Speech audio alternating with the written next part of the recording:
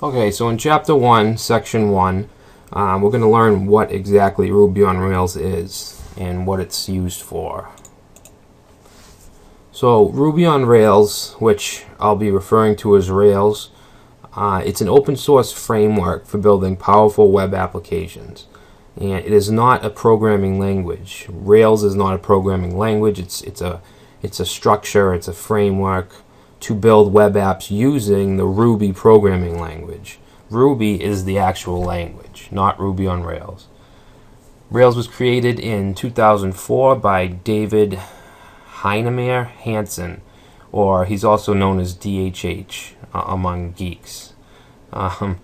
And he created Ruby on Rails in 2004, and the Ruby language was created in 1993. So Rails came about 10 years later. As I said, it's based on the Ruby language. Rails can work with multiple types of servers and databases. It can run on, it has its own server called WebBrick, but it can also run on Apache and other servers as well.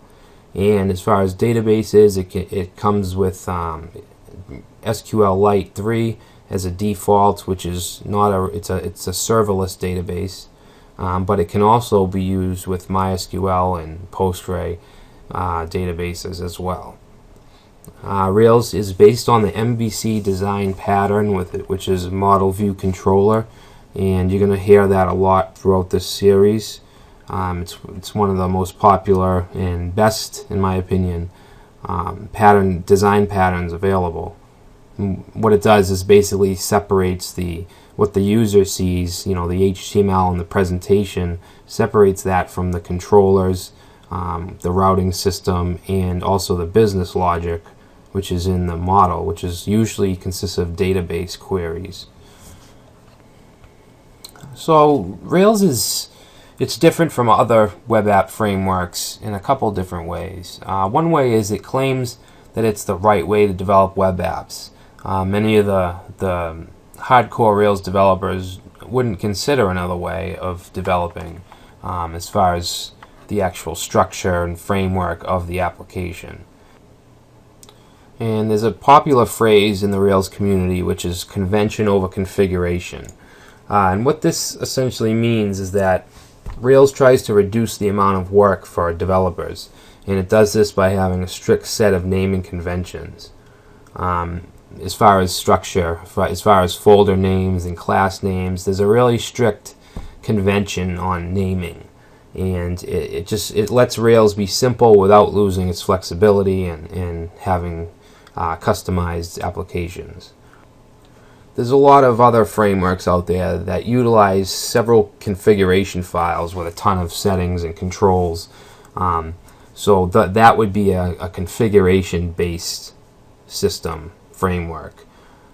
They provide settings that are specific to each separate project. And this could be anything from mapping URLs to database and class structure. Rails really focuses on the naming convention over the configuration. So there's less work to do. There's less customized work to do, but you can still have customization, if that makes any sense. Another popular phrase is "don't repeat yourself," or DRY, and that essentially means what it says. It suggests that writing the same code over and over multiple times is not productive, and Rails was created for productivity, if anything else. So that's a big thing in Rails, is not to repeat yourself. Rails runs independent of the web server. Like I said, you can run Rails on multiple types of servers, Apache. It actually includes its own web server, which is called WebBrick. So you can run a local Rails server on any computer, and you don't need to have WAMP or anything like that. It just runs right on your machine. It's very cool. And the last thing is, Rails looks at everything as an object. It's very, very object orientated. Anything from strings to actual numbers are actually objects. You can call methods on a number.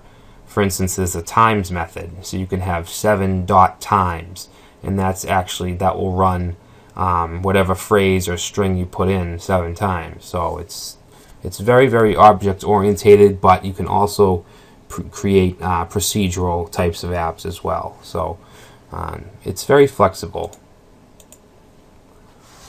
So as you probably know, Ruby is the programming language that Ruby on Rails runs. It's like a tongue twister. And if you don't know Ruby, if you don't know anything of Ruby at all, you don't really have to worry, because Ruby is a very easy language to learn. But what you should have a basic idea of is just programming in general. A lot of people learn Rails and they don't know any Ruby at all, and that's fine. You can get by. You just need to really understand stuff like variables, functions, or methods, conditionals, if statements, stuff like that. Just basic programming stuff. You don't need to know a lot. And we'll actually chapter 2 is all about Ruby, so we'll actually be learning some of the language and some of the just basic programming principles. So don't worry about that if you don't know any Ruby. Windows and Linux. A lot of Rails developers will not work on Windows just because Ruby and Ruby on Rails initially ran on Linux, and it used to be a lot easier to run Rails on Linux than Windows. But there has been a lot of developers that are now using Rails on Windows due to these new kits that are available. And one of the kits is this Windows Rails installer, and you need a lot to run Ruby on Rails. You need SQLite, you need Ruby gems. There's a lot of stuff you need, and this Rails installer software actually lets us install it on any Windows machine extremely easy. It's very, very easy. It's just basically just like installing any software on your Windows machine. You go through the installer, and then it gives you an actual command line to use. You can do Git. You can do pretty much anything you could do in Linux. So Windows is definitely more developers are starting to use Windows. And in this particular series, we will be focusing on Windows, but we will also dabble in Linux as well. I'm going to show you how to install it on Linux Ubuntu, and I'm actually going to show, I have an optional video of installing Ubuntu, installing Linux Ubuntu onto a virtual machine using VMware. You don't have to do that. I just thought that I'd throw it in because I was doing I had to have somehow to show you the installation on Linux, so I just recorded the VM installing Linux itself. So you can do that as well if you want to mess around in Linux.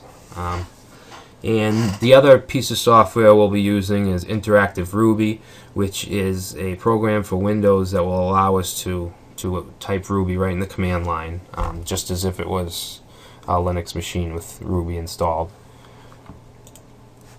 Ruby Gems is a package manager for Ruby on Rails. It's basically just little pieces of code that you can plug into your Ruby on Rails site. Rails itself is actually a gem. Once you have Ruby gems, you can use the syntax with gem install whatever the name of the gem. They can be looked at kind of as modules or plugins, something like that, and they are used to distribute Ruby-based programs and libraries, so just chunks of code that you can utilize in your app. It's used as a tool to manage installation of gems, so just like the syntax, you can gem uninstall, install, whatever. And Ruby Gems is part of the standard library from Ruby 1.9 on, and we will be using Ruby 1.9.3. And Rails is a gem itself. You can actually install Rails through Ruby Gems. So that's it. That's just the basics of Rails and Ruby on Rails. So now we can get into some programming.